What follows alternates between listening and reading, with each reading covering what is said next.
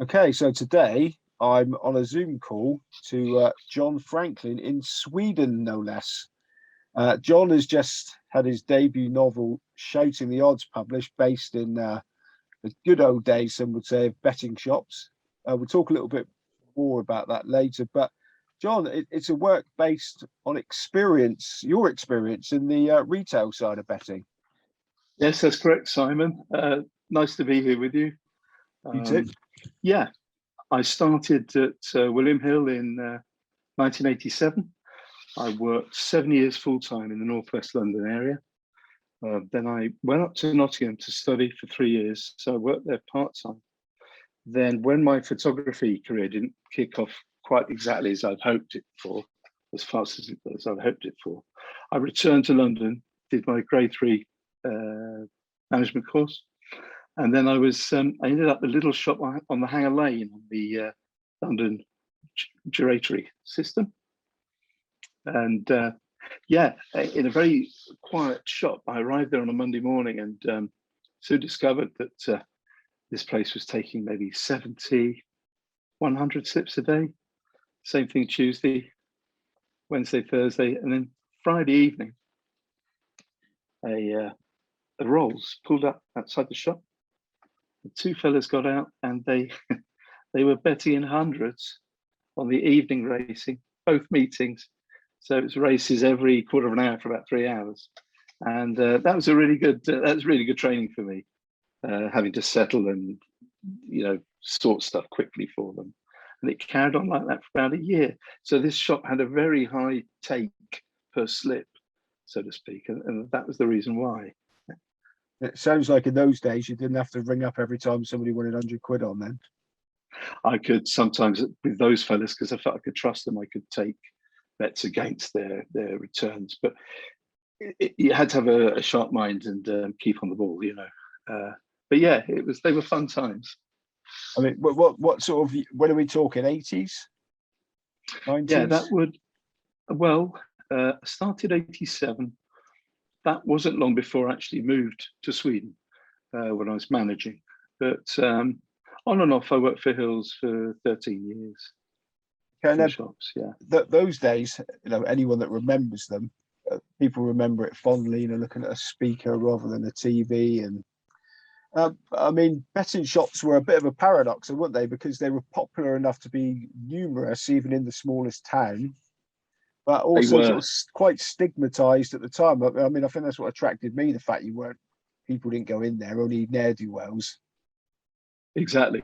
I like the idea, Simon, that they were as common, betting shops were as common on the high street as banks, supermarkets, pubs. And yet they, as you say, the general wider public had a quite stigmatized attitude towards betting shops and the people who frequented them. And that stuck with me till it was one of the reasons I wanted to write perhaps a book about it later, which occurred to me later. And what attracted you to the industry in the first place? Well, it's purely by chance, in fact. It's quite funny. I came back from 6-7 months abroad in Israel and Egypt. I was 24 at the time, and obviously I needed a job as soon as I got back.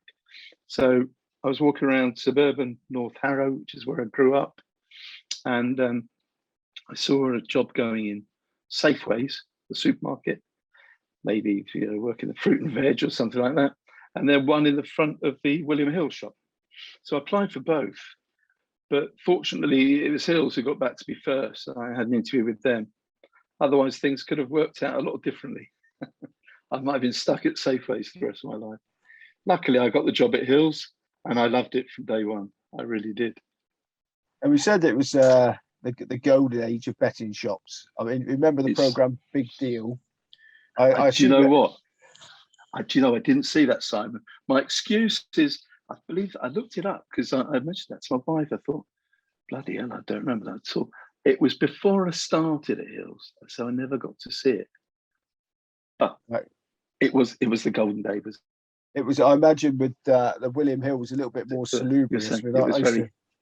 I used to lose my wages in William Hill every Friday. But Big Deal, you had all the characters in there, which was, I think, was very similar to every betting shop. There's a Yes, lot of yeah, camaraderie. yeah. Sorry, and it was also Simon, and this is when my book I write about that world. It was pre-web, so it's pre-World Wide Web, and it was pre-mobile phones.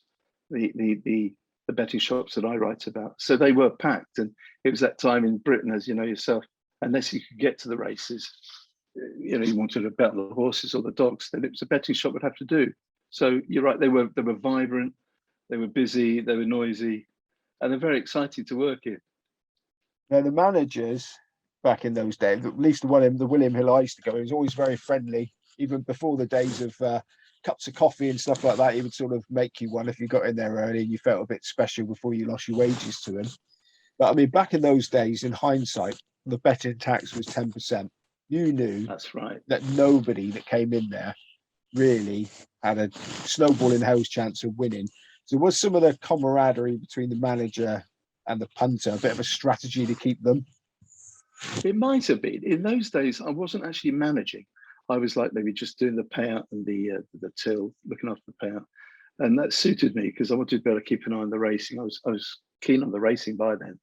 I'm not sure how conscious a thing that was or not, Simon. Well, I do know that lots of people who bet simply wouldn't pay the tax. So they put a tenner on, and if 2-to-1 shot one, they'd get the returns with the tax off. So I know a lot of people resented the idea of paying that, and but many of my co-workers were also punters themselves. So I think the resentment was all around. Yeah, but the fact that you could pay on told you, did it really? If you could pay on, you could pay your tax on. Then they knew that nobody was winning. No, yeah, sure, yeah, I take your point.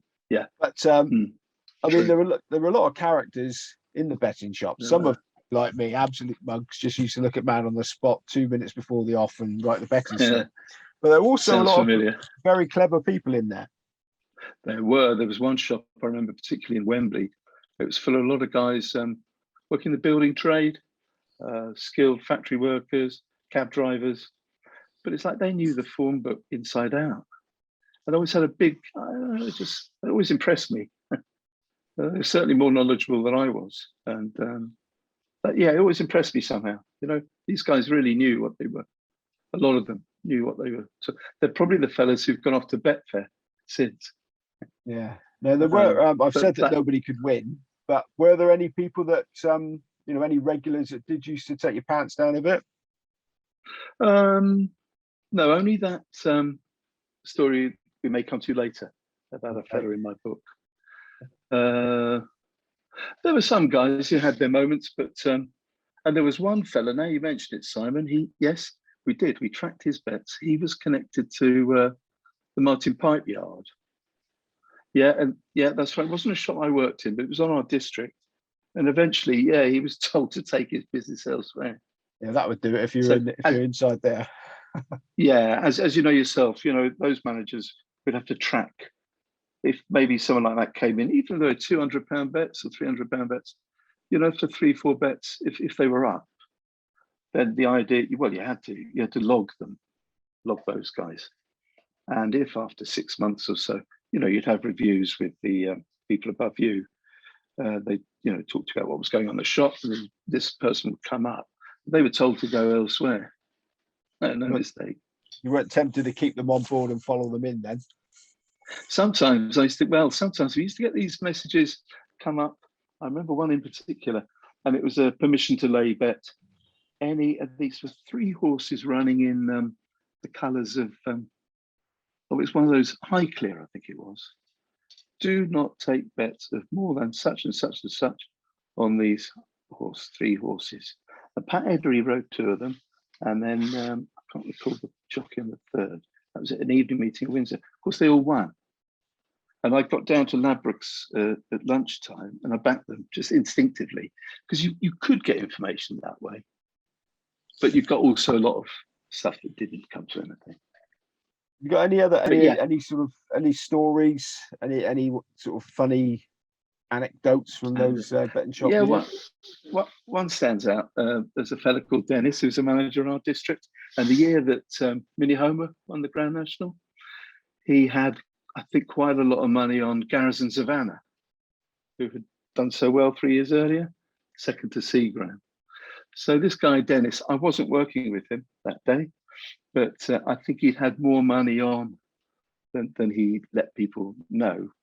Now, of course, Simon Crown National Day, the shops, you've got all the regulars in, then you've got all your once a year or twice a year punters, packed shop. There's Dennis managing. He has a second settler next to him as well. 2 big stacks of bets. The National gets underway. Garrison Savannah refuses at the 16th. And then Dennis faints. So he's like, oh, you know, and that was that really. I mean, they called the ambulance from Northwick Park Hospital. He was taken away.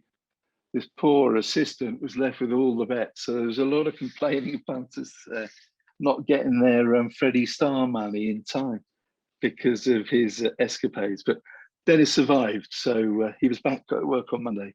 I think he liked to drink as well. But that story stands out. You know, that was a good one. We're going to talk about the book in the next part, but finally, there's an interesting character in the book called Mr. Manila.